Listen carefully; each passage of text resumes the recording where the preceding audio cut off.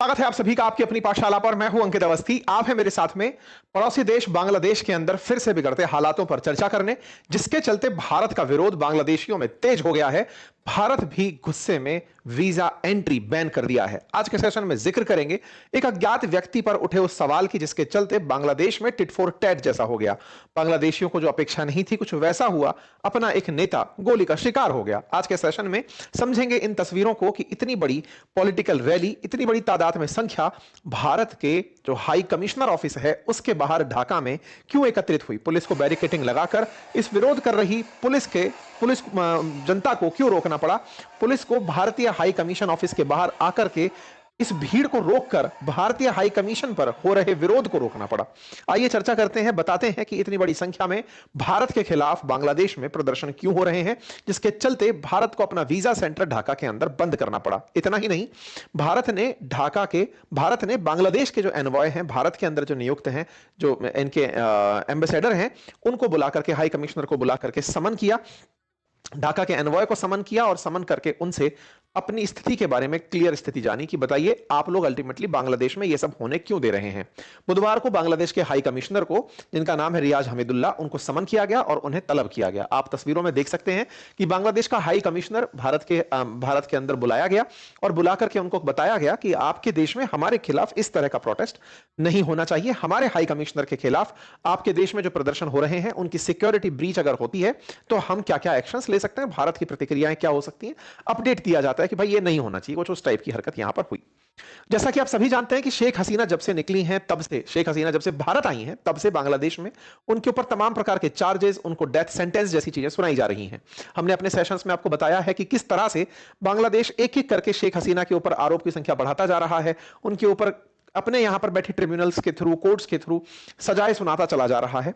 भारत से डिमांड कर रहा है कि हम शेख हसीना को उन्हें दे दें और वो उसके ऊपर अपनी तरफ से कार्रवाई कर सकें। लेकिन भारत ने शेख हसीना को अपने यहां पर शरण दी हुई है। यह सारी जानकारी आप सभी को ज्ञात है। जैसा कि आप सभी जानते हैं कि यहां के जो चीफ एडवाइजर हैं मोहम्मद यूनुस, इन चीफ एडवाइजर ने अपनी प्रॉक्सी सरकार चला रखी है। जब से शेख हसीना भारत आई हैं, अगस्त पिछले साल से, तब से लेकर के ये अपनी सरकार को अभी तक बरकरार रख के चल रहे हैं और ये कहते हुए लोगों को दिलासा दे चल रहे हैं कि मैं इलेक्शन करवाऊंगा, तब तक इलेक्शन ना हो जाए तब तक सरकार का मुखिया मैं ही हूं। इलेक्शन करवाने के लिए पहले बांग्लादेश में स्थिति सामान्य होनी चाहिए। इस स्थिति को सामान्य करते करते अभी 11 दिसंबर के दिन इलेक्शन का अनाउंसमेंट होता है कि हां बांग्लादेश में इलेक्शन करवाए जाएंगे। जैसे ही बांग्लादेश में इलेक्शंस का अनाउंसमेंट होता है, क्योंकि शेख हसीना पर आरोप ही यह था कि उनके कार्यकाल में जितने भी इलेक्शन हुए वो सारे रिग्ड हुए थे, उनमें रिगिंग हुई थी, यानी कि उन इलेक्शंस को भड़काया गया था। अर्थात उन इलेक्शंस में जबरन मतदान करके शेख हसीना के पक्ष में मतदान करवा के उन्हें जिताया गया था। इसीलिए इनका कहना है कि अब मैं बांग्लादेश में ऐसे इलेक्शन करवाऊंगा जिन इलेक्शंस से पूरी तरह माल प्रैक्टिसेस हट जाएंगी। किसी भी प्रकार से इलेक्शन को कोई हाईजैक नहीं कर पाएगा, सही व्यक्ति जीत कर आएगा। ऐसे इलेक्शन करवाने के लिए इन्होंने 11 दिसंबर को तारीख चुनी कि भाई अब इलेक्शन कराने की मैं घोषणा कर देता हूं। जैसा कि आप सभी जानते हैं कि जब ये सत्ता में आ रहे थे, या फिर ये कहिए कि इनको जिस तरह से बिठाया गया, उसके पीछे छात्र आंदोलन जिम्मेदार था। छात्र आंदोलन के कुछ नेता थे, उन नेताओं को आपने बहुत सी जगहों पर देखा होगा। उनमें से एक नेता ये थे। इन नेता का नाम था शरीफ उस्मान हदी। ये जो शरीफ उस्मान हदी हैं, ये छात्रों द्वारा बनाए गए इंकलाब मंच के स्पोक पर्सन थे और प्रोमिनेंट एक्टिविस्ट थे। ये जो आंदोलन हुआ था जिसके चलते बांग्लादेश की सत्ता परिवर्तन हुआ था, बांग्लादेश के अंदर जो छात्र आंदोलन हुआ था, उस छात्र आंदोलन के ये बड़े फेस थे। नाम था इनका शरीफ उस्मान हदी। शरीफ उस्मान हदी जिस दिन इलेक्शन का अनाउंसमेंट हुआ, उससे अगले दिन चुनाव प्रचार करने के लिए उतरे, क्योंकि इस बार ये छात्र भी इलेक्शन में उतर करके अपनी उम्मीदवारी जाहिर कर रहे हैं। ये छात्र जब इलेक्शन के प्रचार के लिए उतरे, उसी समय पर हदी का असैसिनेशन अटेम्प्ट हो जाता है। 11 दिसंबर का इलेक्शन अनाउंसमेंट, 12 दिसंबर को हदी चुनाव प्रचार में और 12 दिसंबर को असैसिनेशन के प्रयास हो जाते हैं। अर्थात उन पर शूटर्स आकर गोली चला देते हैं। शूटर्स के द्वारा, 2 शूटर हैं और उनके द्वारा गोली चला दी जाती है। गोली चलाने पर वो फिलहाल गंभीर रूप से घायल हैं और उन्हें तत्काल इलाज के लिए बांग्लादेश से बाहर सिंगापुर ले जाया जाता है। इस बात से आप समझ सकते हैं कि बांग्लादेश में ये कितना प्रोमिनेंट फेस है कि इन्हें बचाने के लिए इंटरनेशनल तरीके से एयर एम्बुलेंस के थ्रू सिंगापुर ले जाया जाता है कि और इनको पूरी तरह से सुरक्षित करने के प्रयास किए जाते हैं। इसी बीच में जो चीफ एडवाइजर हैं मोहम्मद यूनुस, ये हदी के परिवारजनों से मुलाकात करते हैं और उन्हें आश्वस्त करते हैं कि जो भी जिम्मेदार हैं उन्हें सजा दी जाएगी और साथ में हदी को बचाने के पूरे प्रयास किए जाएंगे। हदी इस तरफ हॉस्पिटलाइज होते हैं, दूसरी तरफ हदी के समर्थन में वही सारे छात्र फिर से सड़कों पर उतर आते हैं। उनका मानना है कि जो गोली मारने वाले लोग थे ये असल में शेख हसीना समर्थक थे और इन्होंने भाग करके भारत में शरण ले ली है। इनडायरेक्टली कहा जाए तो जब शेख हसीना खुद भारत में शरण ली हुई हैं तो एक तरीके से शेख हसीना के समर्थन में किसी अज्ञात ने, या कहिए भारत के समर्थन में किसी अज्ञात ने उस्मान हदी को गोली मार दी। अब हदी को गोली मारने के पीछे का एक और कारण निकलता है और वो है इनके द्वारा डाला गया सोशल मीडिया पोस्ट। फेसबुक पर ये कुछ इस प्रकार की पोस्ट डालने के लिए जाने जा रहे थे जिसमें ये पूरे की पूरे जो हमारे 7 राज्य हैं, पूर्वोत्तर राज्य जिन्हें 7 सिस्टर्स के नाम से जाना जाता है, उन्हें तो बांग्लादेश का हिस्सा दिखाते हुए दिख रहे थे, इंक्लूडिंग पश्चिम बंगाल, बिहार का भी कुछ हिस्सा, कि ये बांग्लादेश बन जाएगा। और दूसरी तरफ से जो पाकिस्तान वाला क्षेत्र है उसमें जम्मू कश्मीर का एरिया, राजस्थान का एक बड़ा एरिया, पंजाब का एरिया, इसको दिखाते हुए पाकिस्तान को दिखा रहे थे। अर्थात ये बार बार इस तरह की पोस्ट कर रहे थे। इनका जो अब ऑब्जेक्टिव हो रखा था, ये बांग्लादेश में रहते हुए बांग्लादेश के विकास की बात नहीं कर रहे थे, बांग्लादेश में रहते हुए भारत से कैसे राइवलरी की जा सकती है या पूरी जनता को भारत के खिलाफ कैसे उकसाया जा सकता है, भारत के खिलाफ कैसे माहौल बनाया जा सकता है, उस तरह के प्रयास इनके द्वारा सोशल मीडिया पर किए जा रहे थे। ऐसे में जब इनके द्वारा इलेक्शन कैंपेन किया जा रहा हो और उस समय पर इन्हें गोली लग जाए तो निश्चित ही ये भारत के ही किसी पक्षधर व्यक्ति ने किया होगा, ऐसा प्रथम दृश्यता आरोप निकल कर आता है। यह आरोप को बल मिलता है जब किसी कतर बेस्ड जर्नलिस्ट ने, जो इंडिपेंडेंटली जर्नलिज्म कर रहा था, उसने इन्वेस्टिगेटिंग तरीके से बताया कि जिन्होंने गोली मारी वो मार करके गोली तुरंत भारत के आसाम राज्य में जाकर शरण ले लिए। एक तस्वीर बाहर निकल कर आती है, जानकारी निकलती है कि भारत में जाकर उन लोगों ने शरण ली जिन्होंने उस्मान हदी को गोली मारी। यह खबर यहां पर जंगल में आग की तरह फैलती है। इस फैलती खबर से स्वाभाविक रूप से भारत में शरण के प्रति जिस तरह का भाव उत्पन्न होता है, वहीं दूसरी तरफ बांग्लादेश की जो बांग्लादेश गार्ड है, बॉर्डर गार्ड बांग्लादेश है, वो खुद स्टेटमेंट देने बाहर आती है और कहती है कि ऐसा हुआ नहीं है, भारत की तरफ से या भारत की तरफ कोई गया हो ऐसी हमारे पास कोई पुख्ता सूचना नहीं है। लेकिन बांग्लादेश में फिर भी इस सूचना को जमकर परोसा जाता है, कहा जाता है कि भारत ने ही शरण दी है, भारत ने ही मरवाया है। ऐसा होने पर बांग्लादेश के द्वारा जो भारत के एनवॉय हैं बांग्लादेश में, उन्हें समन किया जाता है और पूछा जाता है कि बताइए आपने हमारे यहां पर गोली मारने वाले को अपने यहां शरण कैसे दे दी। ढाका के द्वारा अपना प्रोटेस्ट दर्ज कराया जाता है। प्रोटेस्ट के साथ साथ एक बात जो भारत के पक्ष में थी, या फिर कहिए भारत जिस बात को लेकर के बहुत ही आश्वस्त था, वो ये था कि यह कोई नई घटना नहीं है। बांग्लादेश में शेख हसीना के आने के बाद बांग्लादेश में 1400 से ज्यादा लोगों की अभी तक किलिंग हो चुकी है, पॉलिटिकल विरोधियों को मारा जा रहा है। ऐसे में अगर किसी ने पलटकर इनके ऊपर वार कर दिया तो फिर ये इससे इतना बौखला क्यों रहे हैं। हदी जो कि भारत को तोड़ने की बात करता था, शेख हसीना के खिलाफ इतनी बयानबाजी करता था, उस पर अगर किसी शेख हसीना समर्थक ने अटैक कर दिया तो जैसा बोया वैसा ही तो काटा। अगर इनके प्रोटेस्ट के चलते बांग्लादेश में 1400 से ज्यादा शेख हसीना समर्थकों को घर मतलब मौत के घाट अगर उतारा गया हो तो ये तो इससे ज्यादा और क्या पॉलिटिकल रूप से वायलेंस बांग्लादेश को देखने को मिल सकता है। ये इस तरह का पक्ष है जो कि शेख हसीना समर्थकों के द्वारा रखा गया, या फिर कहिए कि भारत यूएन के हवाले से यह बात कोट कर सकता है कि भाई तुम्हारे यहां तो हालात पहले से ही इतने खराब हैं, लेकिन आरोप है कि कोई अज्ञात आया और हदी को गोली मारकर चला गया। इस पर हदी के लाइफ के बारे में कल जो चीफ एडवाइजर हैं उनके द्वारा अपडेट दिया गया कि उनकी हालत बेहद एक्सट्रीमली क्रिटिकल है, जहां तक संभव है कि इनके बचने के चांसेस बहुत ही कम बताए जा रहे हैं। ऐसे में जो छात्र नेता हैं जो इनके साथ में स्क्रीन साझा करते हुए दिखाई दिए थे, आपने इनको तो शायद अमेरिका के अंदर भी देखा होगा, अमेरिका में मोहम्मद यूनुस के साथ इनका सम्मान होते हुए देखा होगा। और एक ये जो इनके साथ में है हसनत अब्दुल्ला, अब ये खुलेआम भारत के खिलाफ जनता को भड़का रहे हैं। ये छात्र नेता जो कि पहले शेख हसीना के खिलाफ थे, अब ये धीरे धीरे भारत के खिलाफ अपना इलेक्शन कैंपेन लेकर जा रहे हैं। ऐसे में जो ये हसनत अब्दुल्ला है, इसने तो भारत को टेररिस्ट के लिए सेफ हाउस तक करार दे दिया है। कहा है भारत ही वो देश है जो वोट को रिगिंग करने का प्रयास किया, माफियाओं को अपने यहां रुकने की जगह दिया। लेकिन इस व्यक्ति ने धमकी देते हुए यह भी कहा कि अगर ऐसा होता है तो हम भारत के अंदर जितने भी अलगाववादी हैं उन्हें अपने देश में शरण देना शुरू कर देंगे। अलगाववादियों को, हम भारत में सभी अलगाववादियों को शरण देंगे और 7 बहनों को भारत से अलग कर देंगे। 7 बहनें, 7 सिस्टर्स राज्यों की बातें कि हम उन्हें अलग कर देंगे। कुल जमा अर्थ यह है कि अब ये लोग अपनी बयानबाजी में एक कदम और आगे चले गए हैं और 7 सिस्टर्स यानी कि नॉर्थ ईस्ट के जो राज्य हैं उन्हें वही वाली बात जो मैं कई बार आपसे कहता आया हूं कि चिकन नेक वाला जो एरिया है वहां से काट करके कनेक्टिविटी को ब्लॉक कर देंगे। इनका दुस्साहस दिनों दिन बढ़ता चला जा रहा है। इन्हें लग रहा है कि जिस तरह से इन्होंने शेख हसीना को पलट दिया उसी तरह का प्रयास करते हुए ये जनता को एक दिन बौखलाएंगे और बांग्लादेशी निकलेंगे बांग्लादेश से और जाकर के चिकन नेक पर बैठ जाएंगे और कहेंगे कि लीजिए 7 सिस्टर्स को हमने कट कर दिया। ये बिल्कुल वैसे है कि भारत का शांत होना, भारत का प्रतिक्रिया ना देना और भारत का बल प्रयोग ना करना। कई बार कहते हैं कि जब कुत्ता बहुत तेज भौंक रहा हो तो उसे पलटकर दपट देना भी ठीक ही रहता है, अदरवाइज उसमें यह विश्वास आने लगता है कि मेरे भौंकने से हाथी चला गया था। हाथी को सूंड मारकर इसे बंगाल की खाड़ी में गिरा देने का समय आ गया है। बट एनीवे, इनके इन बयान से निश्चित ही आसाम के मुख्यमंत्री का रिप्लाई भी निकल कर आया। उन्होंने कहा कि भाई तुम ये क्या बयानबाजी कर रहे हो। इस व्यक्ति की अभी मतलब मुश्किल से पका नहीं है, इसको लगता है कि छात्र नेता होकर के इसने शेख हसीना को हटा दिया। अब इसके जोश में यह बात है कि देखिए कि हम भारत के साथ में 7 सिस्टर्स को अलग कर देंगे। इसकी बचकानी हरकतों पर भारत की तरफ से केवल इनको सांत्वना भेजी जा सकती है कि बेटे इतना मत उछलो, पता चले कि गंगा नदी में पानी छोड़ करके बहा दिया गया। एनीवे, इनके बहकावे में आकर के बांग्लादेश में बड़ी संख्या में लोग सड़कों पर उतर आते हैं। सड़कों पर उतर आते हैं और इनकी बातों से प्रभावित होते हुए कि ये उस्मान हदी को गोली भारत ने ही मरवाई है, ऐसे में ये लोग निकल करके ढाका में जो भारत का हाई कमीशन है उसके बाहर प्रोटेस्ट करने चले आते हैं और कहते हैं कि भारत, हमारे देश के अंदर इस प्रकार की घटनाओं को आप बंद करो। असल में क्या हो गया है कि बांग्लादेश के अंदर अब लोकल मुद्दा जैसा कुछ रह नहीं गया है।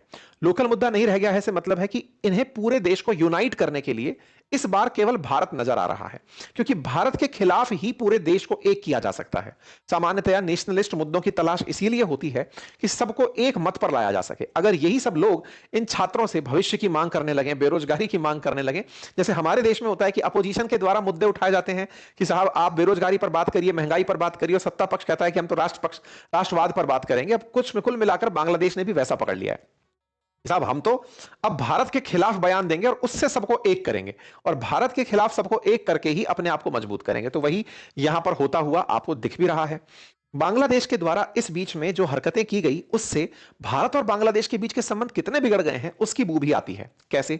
आपको याद होगा 16 दिसंबर हाल ही में गया जब भारत ने विजय दिवस मनाया। विजय दिवस वो था जब भारत ने पाकिस्तान के 93,000 पाकिस्तानियों को सरेंडर करने पर मजबूर कर दिया था। 1971 के युद्ध में जब भारत ने बांग्लादेश का निर्माण करवाया, पाकिस्तान के 2 टुकड़े किए और 93,000 पाकिस्तानियों को सरेंडर करने पर मजबूर किया, एक देश कल उस तक को भूल गया। यानी कि 16 दिसंबर को अपनी आजादी को भी उन्होंने मिस किया, या फिर यह कहिए कि भारत विजय दिवस सही से सेलिब्रेट नहीं कर पाया। इसका पैमाना यह कि भारत के प्रधानमंत्री पर विजय दिवस की तरफ से कोई ट्वीट नहीं आया। कुल मिलाकर के पहले हम बांग्लादेश से इन सारी खुशियों को साझा करते थे, अब भारत के विरोध में वो लोग इस प्रकार से पकते चले जा रहे हैं कि आने वाले समय में भारत के खिलाफ पाकिस्तान से ज्यादा जो भी मतलब रिटेलिएशन है या साइकोलॉजिकल जो भाव है वो बांग्लादेश में उत्पन्न होता हुआ दिख रहा है। रेडिकलाइजेशन बांग्लादेश में हो रहा है। भारत को आवश्यकता है कि वो इस पर अब प्रतिक्रिया दे, बैठ करके इंतजार ना करे, ऐसा प्रतीत होता है। भारत को चाहिए कि वो यहां पर अब दखलंदाजी अपने स्तर पर दे, यहां पर जो भी उसे ठीक लगता है, प्यार से, धमका के, जैसे भी है, इसे इतना ज्यादा बोलने का अवसर ना दे कि ये कुछ स्थितियों में हदें पार कर जाए। खैर, फिलहाल के लिए मिनिस्ट्री ऑफ एक्सटर्नल अफेयर की तरफ से उन्हें बुलाया गया और उनके लिए एक स्टेटमेंट जारी किया गया। मिनिस्ट्री ऑफ एक्सटर्नल अफेयर ने जब बांग्लादेश के लिए स्टेटमेंट जारी किया तो उसमें एक लाइन बोल दी, और लाइन थी कि हम चाहते हैं कि आपके यहां पर फ्री एंड फेयर इलेक्शन हो, हम आपके यहां पर free, fair, inclusive and credible elections चाहते हैं, और हम आपके यहां पर we are in favour of peace and stability in Bangladesh and have consistently called for free, fair, inclusive and credible election conducted in a peaceful atmosphere.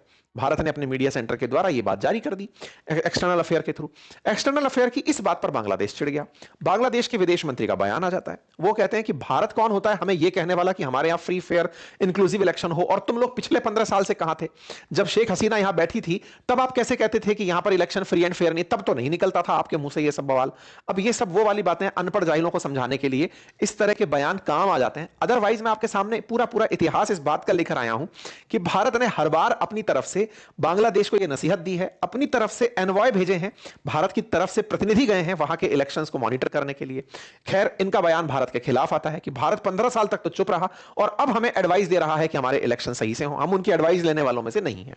क्यों नहीं है साहब? क्योंकि शेख हसीना 15 साल तक सरकार में थी और यह माना जाता है कि वो भारत के कारण ही थी।